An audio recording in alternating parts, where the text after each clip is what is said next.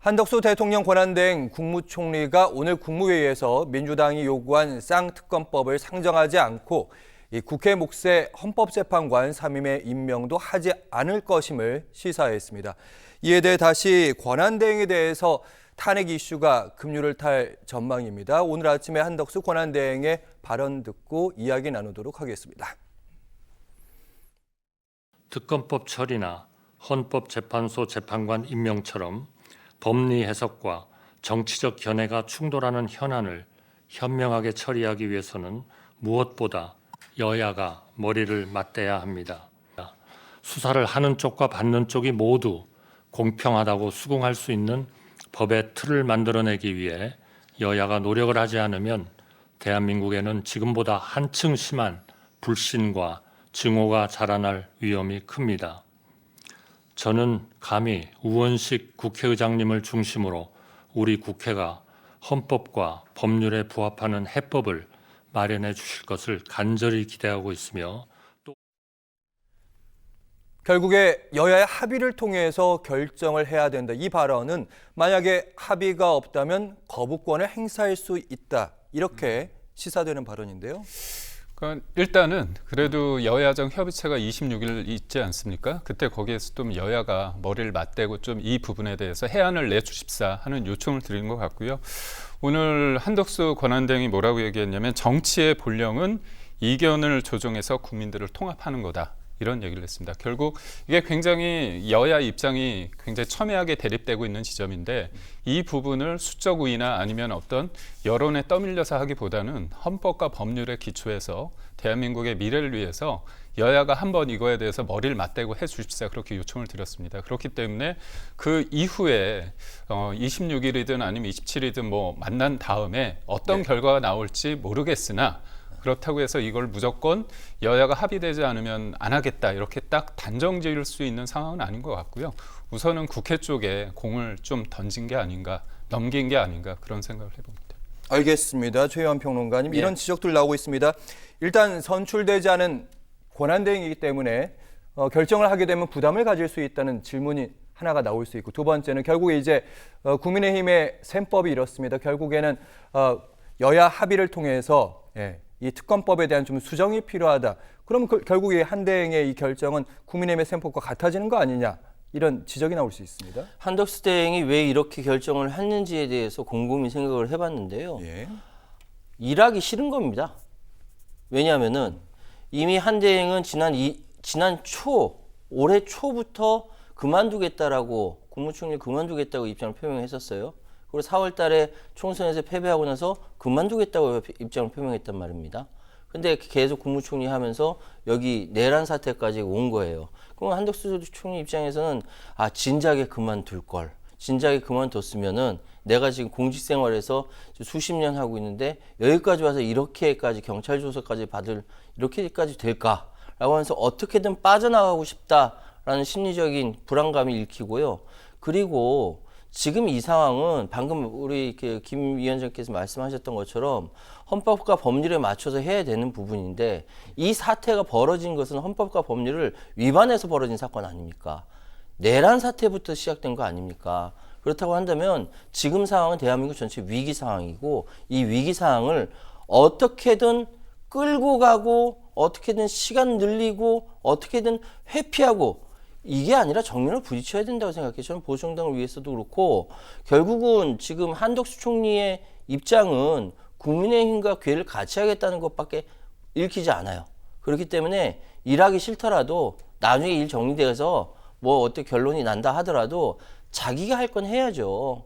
이런 식으로 해태하는 것은 직무유기입니다. 네, 김기웅 전 행정관님이 이런 입장인 겁니다. 어쨌든 여야가 머리를 맞대게 되면 빠른 시일 내에 이 문제가 해결될 것인가.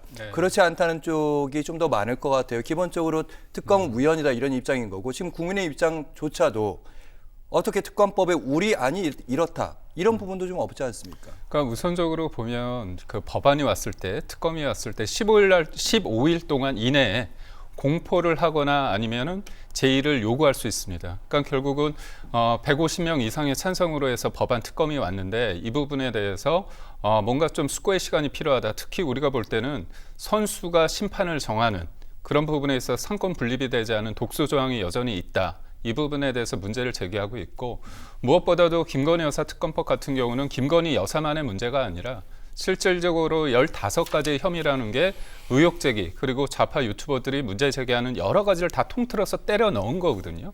그렇다면 이건 사실상 윤석열 정부를 위한 특검이다. 이렇게 생각할 수밖에 없기 때문에 이 부분에 대해서는 한덕수 권한대행이 얘기한 것처럼 수사를 하는 쪽이나 받는 쪽에서 다 이게 공평하다, 공정하다 느낄 수 있는 상황이 돼야 되는 거잖아요. 그렇기 때문에 그 결과에 대해서 국민들이 또 납득이 돼야 되는 상황이기 때문에 이 부분에 있어서 15일간의 기간이 있는데 왜 오늘 하지 않으면 탄핵을 할 수밖에 없는 상황인지 이 부분에 대해서 굉장히 조급하다. 그리고 좀 제가 말씀드리고 싶은 건 뭐냐면 지금의 어떻게 보면 계엄의 사태에 대해서 대통령은 정치적 책임을 물어서 지금 현재 재판을 받고 있는 중이지 않습니까? 심리 받고 있는 중 시작됐죠. 시작된 거죠. 예. 그렇다면 여야는 이 부분이 아니라 실제로 민생을 위해서 국민을 위해서 하는 부분이 있어야 되는데 끊임없이 탄핵을 얘기한다 보면 본인들이 이 특검을 공포하지 않으면 탄핵하는 제가 볼 때는 일종의 공포 정치를 하는 게 아닌가. 이재명 대표나 민주당이 지금 소위 말해서 지금의 상황을 주도하기 위해서 너무나 푸시하는 상황이 아닌가. 그래서 이럴수록 어떻게 보면 여야가 머리를 맞대가지고 독수정을 빼서 합의할 수 있는 것들은 합의하면 되거든요. 그러지 못한 부분에 대해서 왜 못한다고 이렇게 일방적으로 선을 긋는 건지 저는 이해가 되지 않습니다.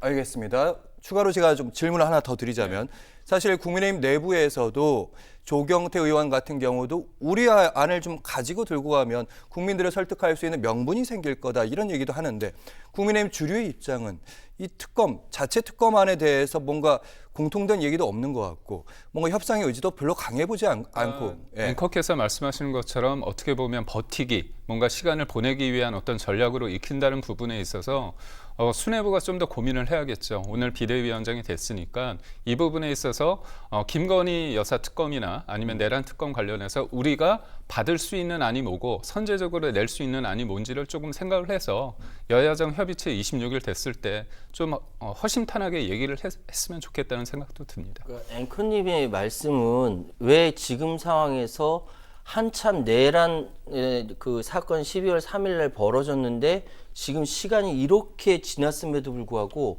공당에서 거기에 대한 입장 하나 제대로 나오지 않는가에 대한 질문이고요. 여기에 대해서 김기훈 대변인께서는 이번에 26일 날 만나서 하면 되겠다라고 말씀하지만 저는 공당으로서 굉장히 무책임하다고 생각해요. 왜냐하면은 지금 나라가 발칵 뒤집어진 상태지 않습니까? 그리고 대통령이 탄핵을 당했어요, 국회에서. 그렇다고 한다면은 여기에 대해서 공당은 어떤 책임 있는 사과문 또는 반성문 뭐 하나 나와야 돼요. 근데 하나도 나오지 않았어요. 오히려 계엄 이 상황을 내란이 아니다. 왜 공범으로 모느냐? 자꾸 회피하고 부정하려고만 하고 있어요. 저는 이러다가 진짜 보수의 씨가 마른다라고 말씀드리고 싶고요. 그래서 저는 이야기를 좀 심한 얘기지만 홍길동 권력추구정당이라고 얘기하고 싶어요. 내란을 내란이라고 얘기하지 않고 지금 당장 이야기하는 게 이재명 대표가 대선 출마하지 않는다고 선언하면은 대통령께서 하야하실 겁니다라는 이야기를 버젓이 언론 앞에서 얘기해요. 이게 무슨 공당의 입장입니까? 그거 아니거든요. 잘못한 거 윤석열 대통령은 국민의힘에서 뽑아서 대통령 됐고 그 대통령이 잘못을 했으면은 당장 손 끊고 국민 여러분께 석고대전을 잘못했습니다라고 사과문이라도 하고 반성문이라도 나와야 돼요. 그런 것들이 나오지 않은 상태에서 무슨 협상을 하고 무슨 얘기를 합니까? 그래서 저는 사실 김기훈 부대변인 같은 경우는 다 그렇게 할 거라고 생각을 해, 지역에서. 그러나 주류라고 일컬어지는 소위 친윤 그룹 몇몇 사람들이 과연 이 일을 개선의 의지가 있는가, 질질 끌어서 무엇인가 다른 거를 추구하고 있는 거 아닌가 굉장히 불안합니다. 알겠습니다. 짧게 듣겠습니다. 네, 사실 친윤이라고 말씀을 하시는데 사실 권력이라는 거는 어떻게 보면 실체적인 것보다 인식과 평가의 영역이거든요. 그렇기 때문에 지금 대통령 한 사람을 지키고자 이런 부분은 아니라는 점을 좀 말씀드리고 또 무엇보다도 중요한 게 보면 저는 야당이 지금의 상황을 문제를 푸는 데 있어서 두 가지 트랙이 있는 것 같아요. 하나는 국정 안정이고 두 번째는 내란 진압이라는 표현을 좀 쓰더라고요. 그럼 쓰는데 저는 국민을 좀 믿으셨으면 좋겠습니다. 그날의 상황, 우리 국민들의 힘으로 어떻게 보면 회복을 한 거죠. 민주주의를 지킨 겁니다. 회복시킨 겁니다. 그렇다면 지금 대통령이 정치적 탄핵을 거쳐서 헌재의 심리를 받고 있고 그다음에 수사를 지금 하고 있는 만큼 지금은 그 부분에 대해서 검찰, 경찰, 공수처, 상설특검, 특검 여러 가지가 다 될 수 있는 상황인데 이 부분에 너무 몰입하다 보면 지금 미국 또한 이재명 대표가 지금 미국 대사 관련해서 만났을 때도 미국이 한덕수 권한체제 관련해서 권한 대행에 대해서 지지한다고 하지 않았습니까? 그렇다면 일정 부분 인정하고 가면 좋은데 탄핵 얘기하고 심지어 줄 탄핵에 이어서 28명 탄핵이 됐는데 그 원내 대변인 말로는 5명을 동시에 집단 탄핵 얘기까지 하지 않습니까? 그런 측면에서 봤을 때 너무 좀 과하다. 그런 생각이 듭니다.